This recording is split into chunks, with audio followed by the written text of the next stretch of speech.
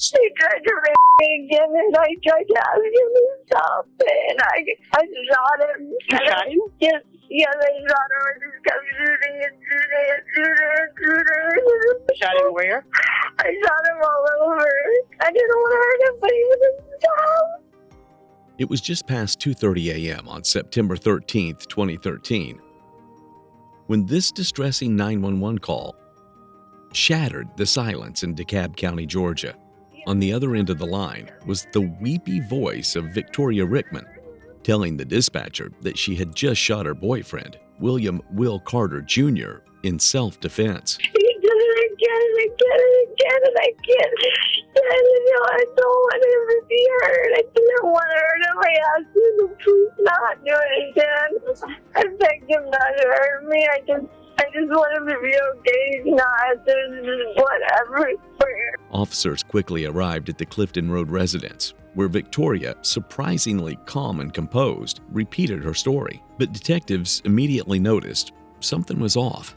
There were no visible injuries, no signs of a struggle, and Victoria's behavior seemed unusually controlled given the circumstances. The initial assumption of self-defense quickly became questionable. Inside the back bedroom, investigators discovered the lifeless body of Will Carter Jr. lying face up with multiple gunshot wounds. He was naked and his clothes were bunched up on the floor next to the bed. A pair of Victoria's underwear, wrapped around a used tampon, was also found nearby.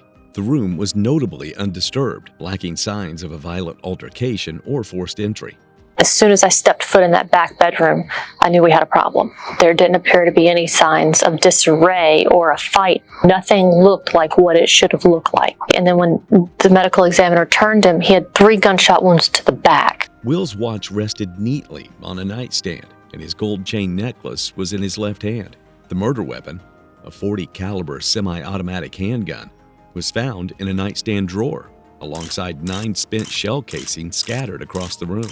An autopsy later revealed the full extent of the violence. Will had been shot 10 times, 4 bullets in his chest, 3 struck his back, 1 entered his arm, and 2 pierced his head. He also had bruises on his chin and left arm, consistent with an attack by a blunt object. Forensic analysis of blood spatter indicated a scenario starkly different from Victoria's claim. What we truly believe happened is that he was standing and he was not facing her at the time. We believe he was standing next to the bed facing the window when he was shot in the back 3 times, which then one of those shots filled his lungs with blood, which caused him to cough, causing the blood spray pattern on the wall next to the window. And then we believe he fell back onto the bed. As he's lying on the bed, she is then finishing him off, firing more shots into his chest and his head. This evidence pointed to a calculated ambush, not a desperate act of self-defense. After the shooting, Victoria Rickman was taken to Grady Hospital for a physical examination and a kit. She told the treating physician that Will forced her to have vaginal sex, after which he restrained and beat her. While the test confirmed she had engaged in intercourse, the physician found no signs of internal trauma or injuries to her vaginal cavity. Furthermore, there were no cuts, bruises, or defensive wounds consistent with a physical altercation. You go ahead and just lift your shirt to your stomach. Anything on your back? So go ahead and take a picture of her stomach. Just hold. There you go.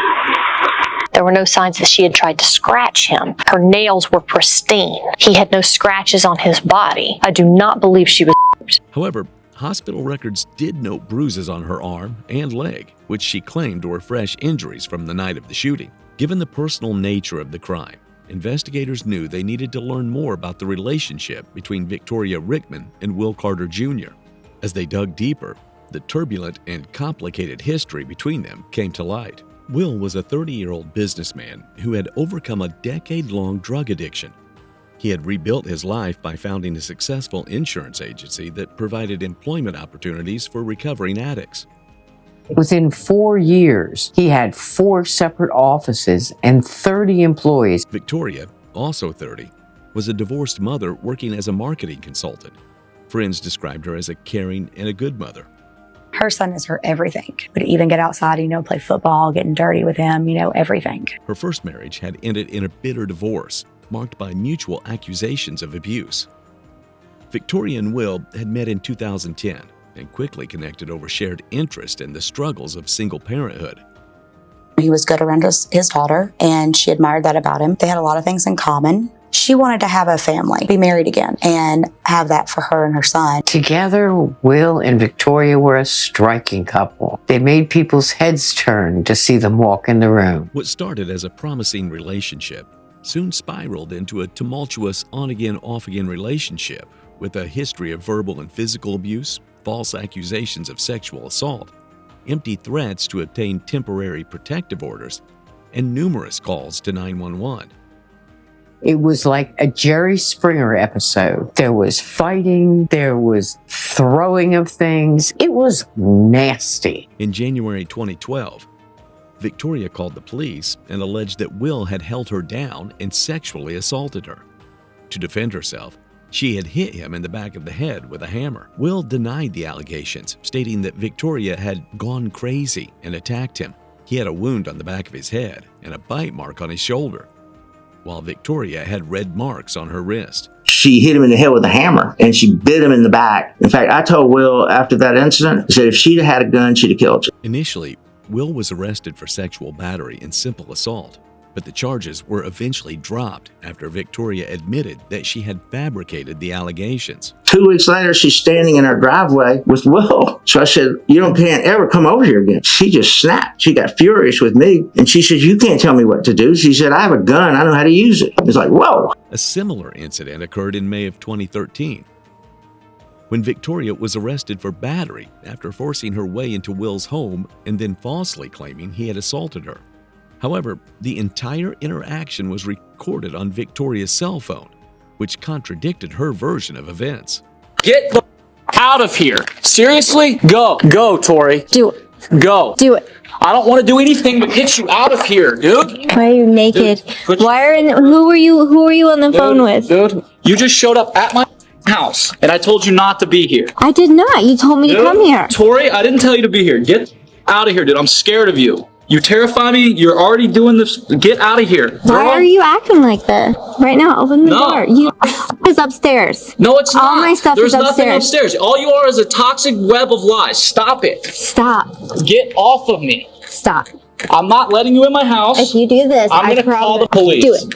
It was as clear as a sunny day on that recording that Will was in the right. He didn't want to be with her. He didn't want her near him, but she kept coming at him. Victoria was arrested and charged with battery, and these charges were still pending at the time of Will's death. Folks across the street came forward and pointed out that it didn't happen the way she said. She was the one trying to get in the house. He's trying to keep her from getting it. In the days leading up to Will's death, however, the pair was talking and meeting again, despite a recent breakup.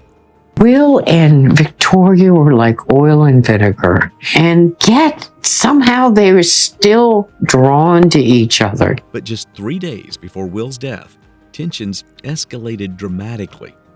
Will called 911 and requested that officers remove Victoria from his home. When police officers responded, Victoria claimed that Will had hit her, but she showed no visible injuries. In response to the situation, the police removed Victoria from the residence, and Will explicitly told her to never contact him again. A significant breakthrough came when detectives gained access to Victoria's cell phone, uncovering more than 66,000 text messages that directly contradicted her self-defense claims. The messages spanned a lengthy period in the relationship and revealed patterns of emotional volatility, manipulation, and fixation, especially from Victoria's side. Many texts showed obsessive behavior, emotional threats, pleas for attention, and angry outbursts. Some included attempts to control or guilt Will, while others showed Victoria love-bombing him, creating a cycle of emotional whiplash. Texts sent on the night of the murder also revealed a calculated and manipulative pattern of behavior from Victoria. She told her roommate, Andrew Scarr, that she wanted to be alone that night and asked him to stay at his mother's house because she didn't want to see a man. Shortly afterward, She began a 5-hour-long series of communications with Will. These texts started with pleas, but grew increasingly hostile. Will was furious that Victoria had contacted the mother of his daughter, a boundary he considered deeply personal. He accused her of interfering in his family affairs and made it clear that her actions were unacceptable.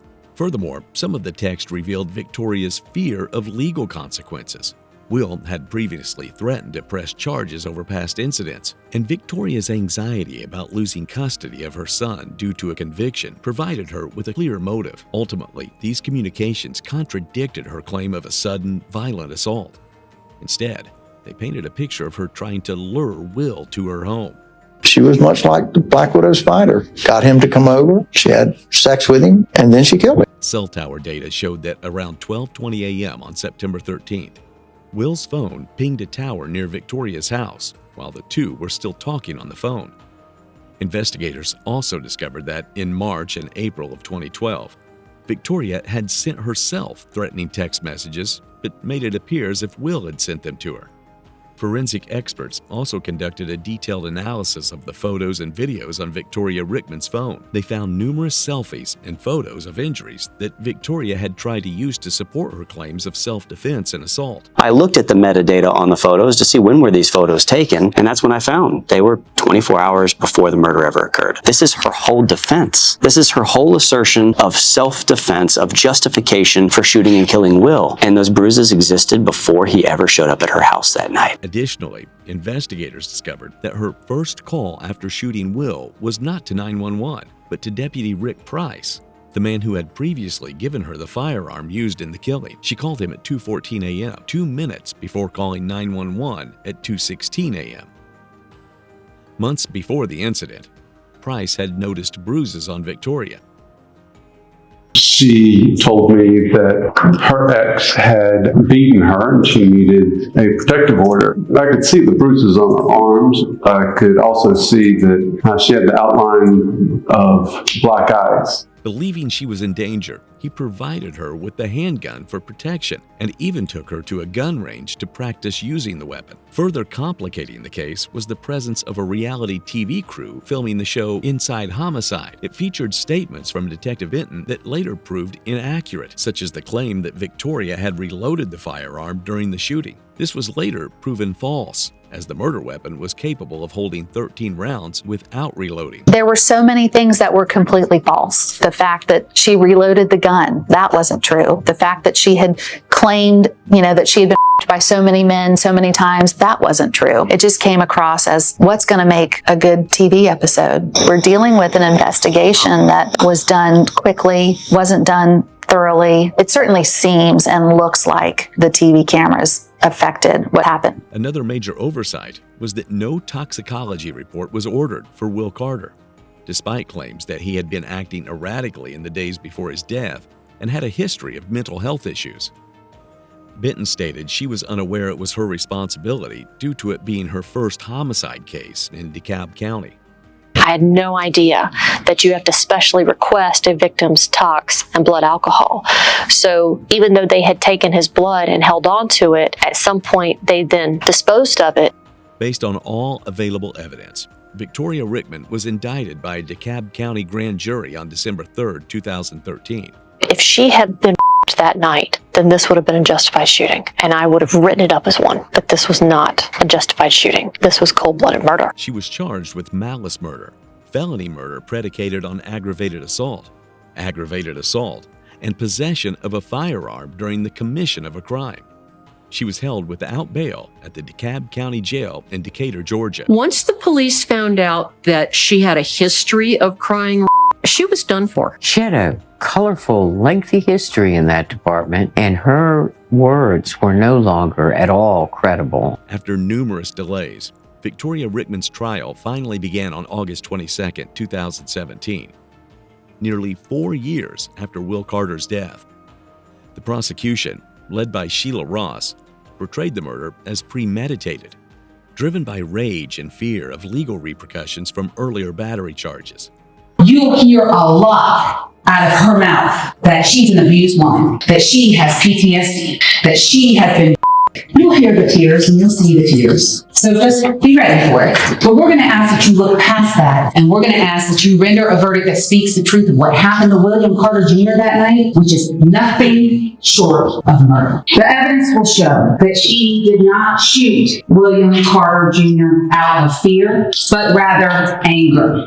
He and his defendant were involved in what could only be described as an on-again, off-again, toxic relationship. Ross meticulously presented forensic evidence highlighting the nature of Will's injuries, the orderly crime scene, and the damning text message history. The defense, led by Amanda Clark Palmer, countered this narrative by arguing that Victoria was a battered woman suffering from PTSD, forced into a situation where she had no choice but to defend herself. This case is about domestic violence. He abused her physically, verbally, and emotionally. She felt like he was going to do something terrible to her based on the way he was acting and based on the fact that he said, "I'm going to kill you." She was justified in defending herself. She was in fear for her life, and she's not guilty. They highlighted serious investigative oversights, especially Detective Benton's misstatements regarding the gun's capacity and her failure to order a toxicology test on Will. Will's psychiatrist, Dr. John Lockridge,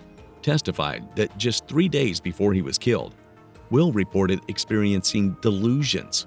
Specifically, he believed he was famous, thought he was on TV, and felt as though he was talking to and through the television. To help Will sleep better, Dr. Lockridge had prescribed him an antipsychotic medication. However, a toxicology test was never conducted, so the effects of the medication or the presence of any substances in Will's system at the time of the incident were never formally assessed. The trial revealed sharply conflicting interpretations of forensic evidence, too. A defense expert argued that Will was initially shot while facing Victoria, consistent with a struggle, while prosecution experts maintained he was ambushed, facing away, indicating a calculated attack. After 2 weeks of intense testimony, the jury took less than an hour to deliberate, returning a guilty verdict on all charges, including malice murder, felony murder, aggravated assault, and possession of a firearm during a crime. Sir, have you reached a verdict? We have, Your Honor. Was it unanimous? Yes, Your Honor. We, the jury, find the defendant, Victoria Rickman, guilty. At her sentencing,